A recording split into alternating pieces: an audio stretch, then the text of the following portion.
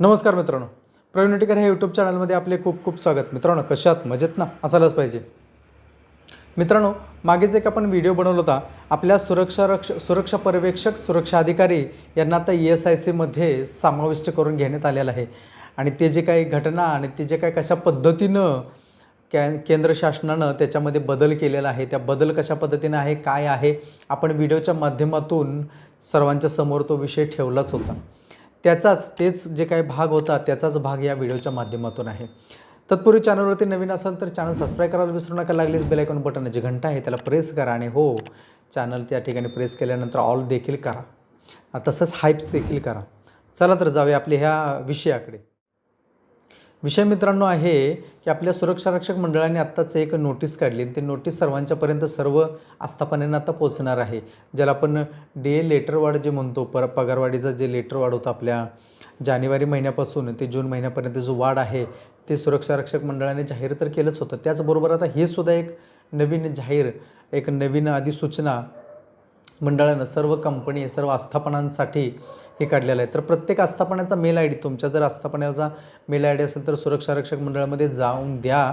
त्या मेल IDवरती सुरक्षारक्षक मंडळ ते संदर्भामध्ये जो मेल आहे, जो अधिसूचना काढलेली आहे, ती सूचना त्यांच्यापर्यंत पोहोचेल. किंवा पोर्टलवरती सुद्धा, ज्या ठिकाणी तुम्ही पगार काढता त्या पोर्टलवरती सुद्धा तुम्हाला त्याचा मेसेज येईल. तुम्ही जे ॲप्स यूज करता त्या ॲप्समध्ये सुद्धा तुम्हाला नोटिफिकेशनमध्ये ह्या सगळ्या काही गोष्टी येतील. आपल्याला व्हॉट्सअप आणि फेसबुकमध्ये या संदर्भामध्ये सगळ्यांना माहिती मिळालीच असेल की आत्ताच काल सुरक्षारक्षक मंडळाने ही जाहिरात काढलेली आहे. ह्याच्यामध्ये नमूद केलेल्या सगळ्या काय गोष्टी नमूद केलेल्या त्याच्यामधून की बाबा हे महागाई भत्ता जो विशेष भत्ता आहे, महागाई भत्ता, तो त्याच्यामध्ये केलेला आहे. आणि तुमचा बेसिक आणि महागाई भत्ता, विशेष भत्ता याच्यावरतीच तुम्हाला फक्त तो जो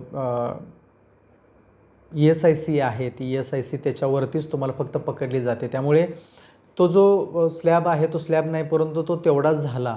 आणि मग त्याच्यामध्ये लेवीमध्ये फरक पडतो. त्या लेवीमध्ये फरक काय पडलेला आहे, मग लेवीचं विभागणी कशा पद्धतीने केलेली आहे. तर तुमचा महागाई भत्ता जो विशेष भत्ता आहे आणि मूळ वेतन आहे याच्यावरती 45.35% लेवी जी आहे ती लेवी त्याच्यामध्ये आकारलेली आहे. मुंबईसाठी चालले बरं का मित्रांनो, मुंबईच्या सुरक्षारक्षक, इतर जिल्ह्यातल्या सुरक्षारक्षकांची वार्ता करूया आपण. तर हे या पद्धतीनं आकारण्यात येईल. आता मला सांगा, लेवी म्हटले की धपाधप आता मेसेज येतीलच बघा की साहेब ती लेवीज असो, त्या लेवीची विगतवारी ही आपला व्हिडिओ आपल्या चॅनलमध्ये आवर्जून सगळ्यांनी पाहिलं नसेल तर असे जे कमेंट्स करतील त्यांच्यासाठी आमचे पाटील साहेब किंवा गोलब साहेब किंवा आमचे जाधव साहेब किंवा आमचे मनोज, हे असे काय आमचे सुरक्षारक्षक आहेत किंवा तुमच्या पुण्यामधून आहेत तर नाशिकमधून आहेत, ते सुरक्षारक्षकच कमेंट्स देतील त्यांना की ते व्हिडिओ जाऊन पहा किंवा त्या व्हिडिओची लिंकसुद्धा त्यांना पाठवतील. ते व्हिडिओ पहा, त्याच्यामध्ये लेवीची विगतवारी हे आपल्याकरताच आहे, फार आवर्जून आहे त्याच्यामध्ये. त्यामुळे ह्याच्यामध्ये कमेंट्स करून तुम्ही वेगळं काही मागणी करताय किंवा ह्याच्यातलं काही नाही आहे. तर हा विषय आहे तो समजून घेणं फार जरुरीचं आहे.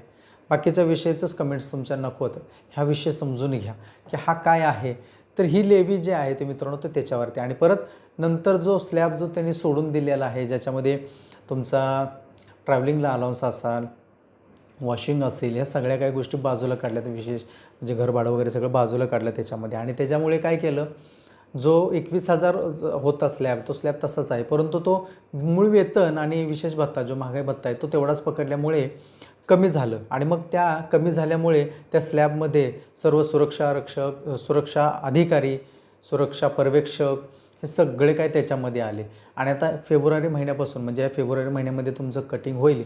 त्याच्यानंतर मग सुरक्षारक्षक मंडळामधून तुम्हाला त्या पेमेंटमधून कटिंग झालं की तुम्हाला ESIC चालू होईल. आता ह्या मंडळाने जे काही माहिती दिली ते काय वाचण्याने सर्वांना तुम्ही वाचत असाल की कोणतं कलम आहे, कशानुसार त्यांनी ते केंद्र शासनाच्या आदेशानुसार आदेश कसे आहेत, कशा पद्धतीने, ते सगळं काय तुम्ही आता पाहत असाल स्क्रीनवरती. ते सर्व काय ते वाचून सांगण्यात काय अर्थ नाही, परंतु चालू झालं ना मित्रांनो, हे फार महत्त्वाचं आहे. तुम्हाला या ESICचं महत्त्व मित्रांनो, ज्यांनी ESICला खरोखर त्यांनी त्याचा फायदा किंवा त्यांना ते अनुभवलं आहे, अनुभव एक वेळ मी सर्वांच्या समोर नक्कीच ते ठेवीन आणि मग कळेल की तुम्हाला ESICचं का महत्त्व आहे, कशासाठी ESICचं महत्त्व आहे त्याच्यासाठी. ते आता अधिकारी वर्गांचं किंवा ह्यांचं ESIC चालू झालेलं आहे. ह्याच्यामध्ये जो स्लॅब आहे तो लेवीमध्ये फरक केला, त्यामुळे ते लेवीमध्ये फरक केल्यामुळे काय होईल मित्रांनो, ते लेवी जे सर्व सुरक्षा रक्षक यांच्यावरती आकारली होती, सुरक्षा पर्यवेक्षक, सुरक्षा अधिकारी यांच्यावरती कमी केली होती, 2% लेवी कमी केली होती, ती पुन्हा ती लेवी त्याच्यामध्ये आकारली जाईल, म्हणून तो पुन्हा त्या सगळ्या काही गोष्टी येतील. म्हणजे तुमचे ₹350 म्हणजे ₹275 तुमच्याकडून, ₹275 कंपनीकडून, असे मिळून ते पॉलिसीज असते, ते पॉलिसीज ESICला पैसे आपले जातात, सुरक्षा रक्षक मंडळाकडून ESICला जातात.